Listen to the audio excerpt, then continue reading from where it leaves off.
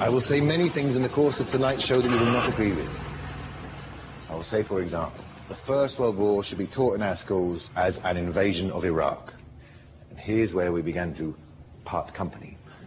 But I feel that if we retrench back to a position of consensus, we can build outwards from there. So going back to where I believe some consensus to exist between us. Possibly.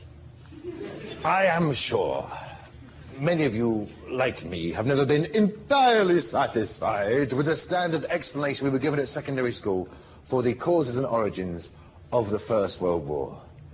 The assassination of Archduke Ferdinand. I mean, no one is that popular. Lovely fellow, he helped when my car broke down, and when the DJ didn't show at my sister's wedding, he went home, got his own records played all night, wouldn't take a penny. And every Sunday there he'd be refereeing the disabled basketball.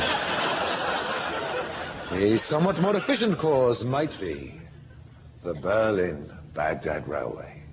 Commenced construction in the years leading up to the First World War. The Royal Navy had just switched from coal to oil. German Navy follows suit, but they don't have no oil-producing colonies. No place in the sun. Thus begins Drang nach Osten, the drive to the east, spine of which policy is the Berlin-Baghdad Railway. Now, there's already track laid from Berlin to Constantinople. Of course, it's called the Orient Express. The Germans just have to build the last 900 clicks. It's going to take them clear into Baghdad, but there is huge opposition to this project among the major European powers. The Russians, the French, the Dutch, the Belgians, and the British. We're opposed to this for two main reasons. Firstly, we recognize that we cannot compete with the Germans in engineering terms alone, because we know that passengers will simply not accept the Sarajevo to Basra replacement bus service. Secondly, we know once this is built, ain't nothing to stop a Munich businessman getting out of the Baghdad terminus with a Deutsche Bank checkbook, smashing our cartel. So a phony war begins.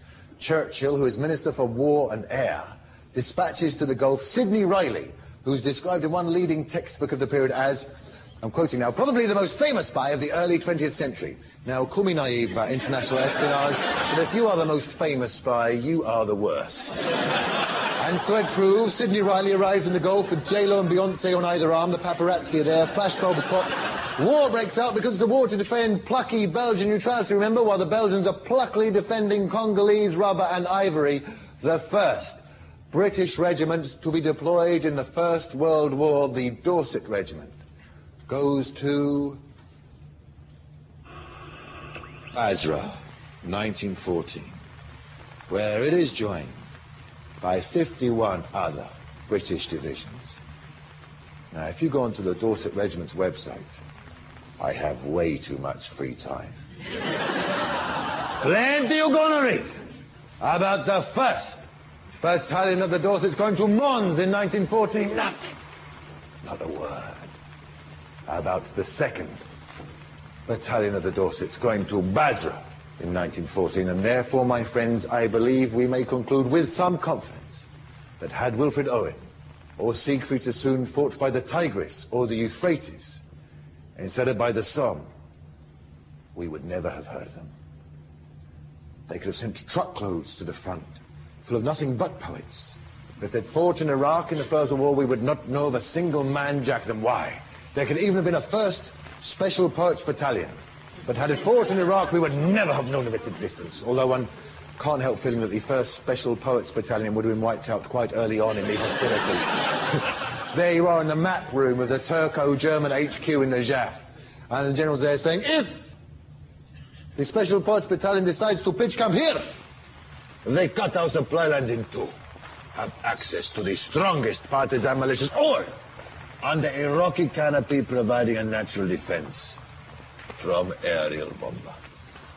Fortunately, however, they have decided to pitch camp here, where dappled shade falls on rusted farm equipment entwined with bougainville. Near an almond grove where walks a young shepherd boy of unblemished complexion.